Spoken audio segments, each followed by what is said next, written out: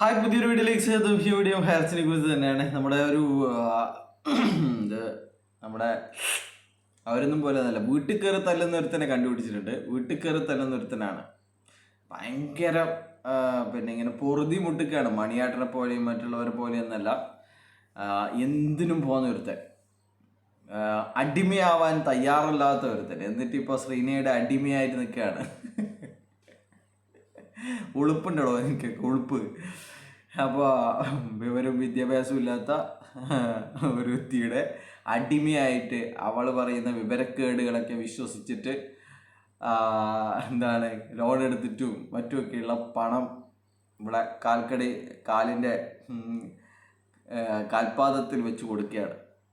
എന്നിട്ട് അവൾ പറയുന്ന കളവൊക്കെ വിശ്വസിക്കുകയാണ്. നാളെ ശരിയാവും, മറ്റന്നാൾ ശരിയാവും, ഒക്ടോബർ ശരിയാവും, എല്ലാം ശരിയായിട്ടുണ്ട് എന്ന് പറഞ്ഞിട്ട് നിൽക്കുകയാണ്. നമ്മുടെ കമ്പനിയുടെ അക്കൗണ്ട് ഓപ്പണായി.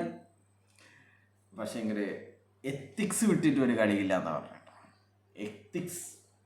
എത്തിക്സ് വിട്ടിട്ട് മണി ചേഞ്ച് ചെയ്യില്ല എന്നാണ് പറയുന്നത്. ഉളുപ്പുണ്ടോ എനിക്കൊക്കെ? ഈ പാവപ്പെട്ട ആൾക്കാരെയൊക്കെ പറ്റിച്ചിട്ട് എന്ത് എത്തിക്സ് ആണോ? മണി ചേഞ്ച് ചെയ്യുന്നവന് എന്ത് എത്തിക്സ് ആണോ ഉള്ളത്? നിൻ്റെയൊക്കെ 10,000 അല്ലെങ്കിൽ ലക്ഷങ്ങൾ കമ്പനിയിലേക്ക് ഉണ്ടാക്കി കൊടുക്കുമ്പോൾ എത്രയാളോ 18 ലെവലിൽ വീതിച്ച് പോയ കണക്കൊന്നും നിനക്ക് അറിയില്ല. ഇനിയും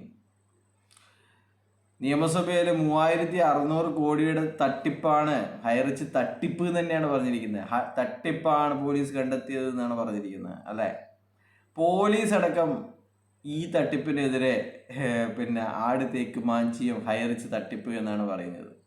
അതിൻ്റെ ഒരു പോലീസുകാരൻ തന്നെ ഒരു വീഡിയോ ഉണ്ട്, ജനങ്ങളെ ഇത്തരം ഓൺലൈൻ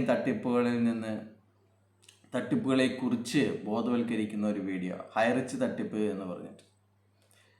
എന്നിട്ടും ഇവനൊന്നും 1 വർഷം കഴിഞ്ഞിട്ടും മനസ്സിലായിട്ടില്ല കമ്പനി ഇവരെ മുഞ്ചിച്ചു കൊണ്ടിരിക്കുകയാണ് എന്ന്. എത്തിക്സ് വിട്ടിട്ട് കളിയില്ല പോലും. മണി ചേഞ്ച് ചെയ്യുന്നു, നിനക്കൊക്കെ എന്ത് എത്തിക്സ് ആടാ?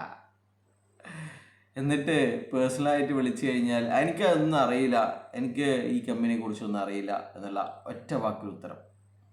വാട്സപ്പിൽ മെസ്സേജ് അയച്ചു കഴിഞ്ഞാൽ അത് മൈൻഡില്ല. പക്ഷേങ്കിൽ വീട്ടിൽ കയറിത്തല്ലും ഭയങ്കര വലിച്ചിടുന്നൊക്കെയാണ് പറഞ്ഞത്. പിന്നെന്താ പറഞ്ഞത്? ഏതോ തന്തയില്ലാത്ത, എല്ലാവരും നിന്നെപ്പോലെ ജനിച്ചവരാണെന്ന് വിചാരിക്കരുത് കേട്ടാ.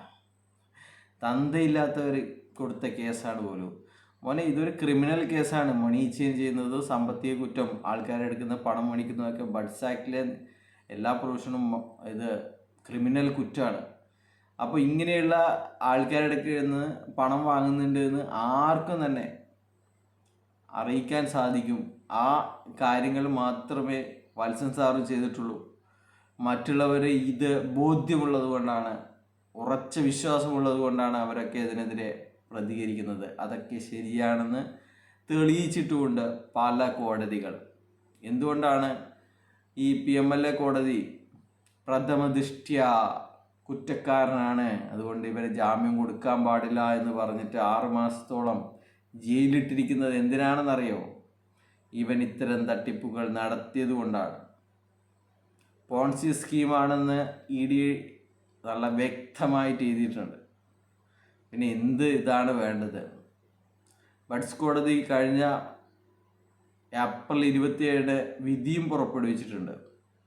ലേറ്റ് ആയാലും ഇവന്മാർക്ക് നിരവധി തെളിവുകൾ CD-യിലുണ്ട്.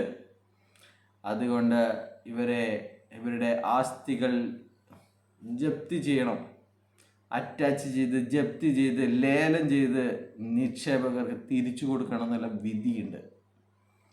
എത്തിക്സ് കൂടുതലൊന്നും പറയുന്നില്ല.